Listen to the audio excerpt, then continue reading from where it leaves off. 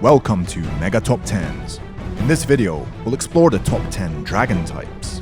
So let's begin.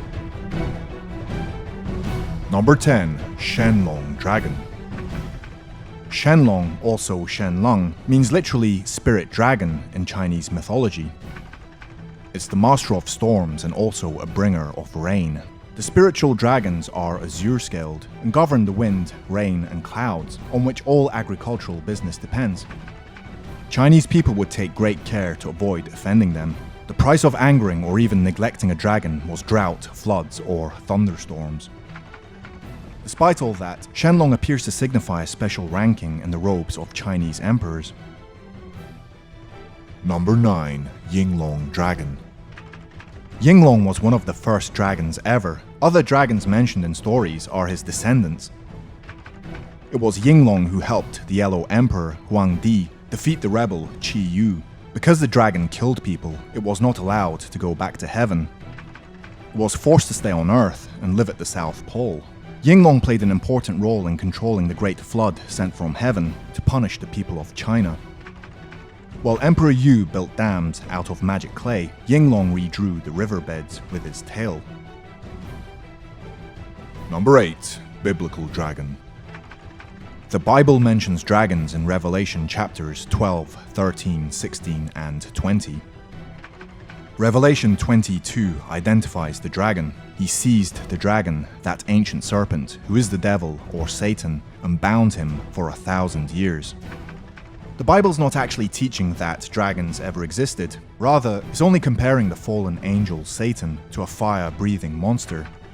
The Bible mentions two creatures that seem very similar to dinosaurs, the Leviathan and the Behemoth. Number 7. Fire Drake. This dragon is a creature of Teutonic mythology, sometimes depicted with just 2 legs. The fire drake usually lives near caves or volcanoes, guarding a large treasure hoard.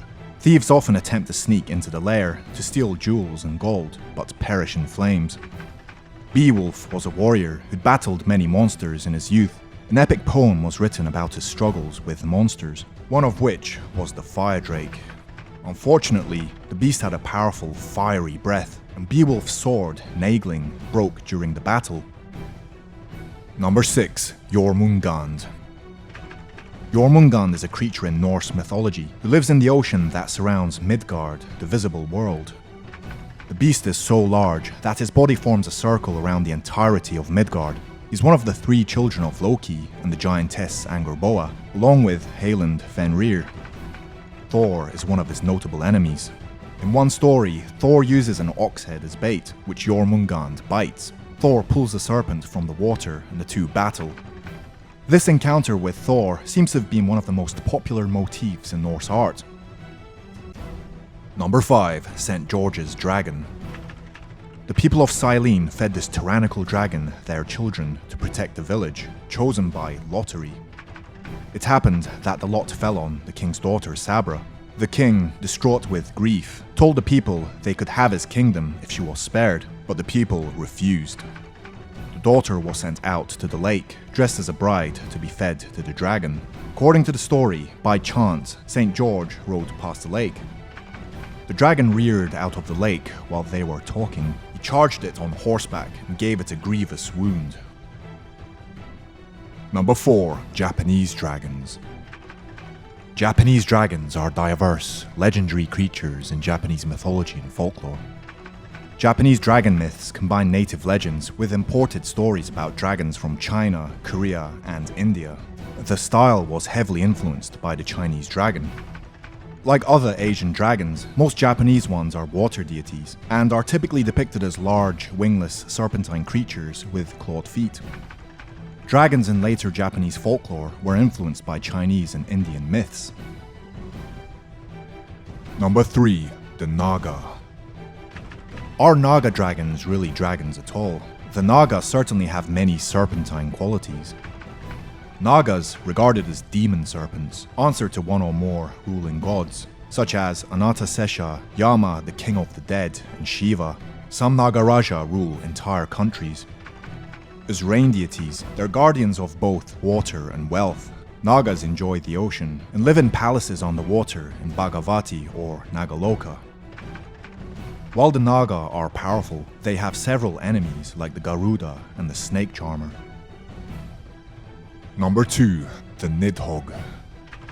Níðhöggr is the foremost of several dragons who dwell beneath the world tree Yggdrasil and eat its roots. This is highly damaging to the tree, which holds the 9 worlds of the cosmos. Níðhöggr's actions have the intention of pulling the cosmos back to chaos. From this, it would make sense for Níðhöggr to have a prominent role in Ragnarok, the cyclically reoccurring event in which the giants succeed in destroying the cosmos. Níðhöggr is also said to preside over the underworld called Nastrond, where murderers and adulterers are punished. And number 1. The Dragon King. A Dragon King is a deity in Chinese mythology, commonly regarded as the divine ruler of the ocean. They have the ability to shapeshift into human form and live in an underwater crystal palace. They can command an army comprising of various marine creatures. A Dragon King can also manipulate the weather and bring rainfall. They are believed to be rulers of moving bodies of water, such as rivers and seas. There are 4 major Dragon Kings, each ruling one of the 4 seas. Thank you for watching Mega Top 10s. Please subscribe and share this video. Goodbye.